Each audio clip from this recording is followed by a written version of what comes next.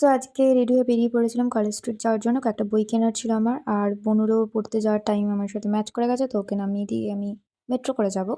তো এখানে আমি মেট্রো কার্ডটা রিচার্জ করে নিয়েছিলাম, কারণ আমার মেট্রো কার্ডে পয়সা ছিল না, মানে টাকা ছিল না, যাই হোক। তো জেঠুর সাথে আমি যেতাম, এমনি সময় আমি একাই যাই, বাট এই কয়েকটা বই আমি প্রথমবার কিনছি, মানে প্রথমবার করছি, তো ওই জন্য আর কি জেঠুকে নিয়ে, মানে জেঠুর সাথে যাওয়া। গীতাঞ্জলিতে দাঁড়িয়েছিলাম। অন্য সময় জেঠু লেট করে না, বাট আমি লেটটা করি। যাই হোক, জেঠু চলে আসে, তারপরে যাই।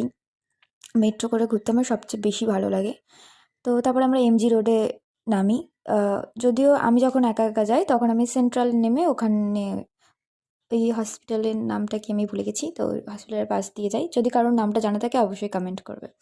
তারপরে হাঁটতে হাঁটতে চলে যাই বইপাড়াতে, হচ্ছে কলেজ স্ট্রিট। এরপর যাচ্ছি বই বই আমি যেই দুটো বই কিনতে মানে মেনলি গেছিলাম, সেই দুটো বই আলটিমেটলি মানে খুঁজে খুঁজে মাথা খারাপ হয়ে গেছে। যদিও আমি পেয়েছি বইটা। তো এই বই কেনাটা তো মানে একটা উপলক্ষ মাত্র, মানে আসল কারণটা তো খাওয়া দাওয়া, তোমরা সেটা কিছুক্ষণ পরেই দেখতে পাবে।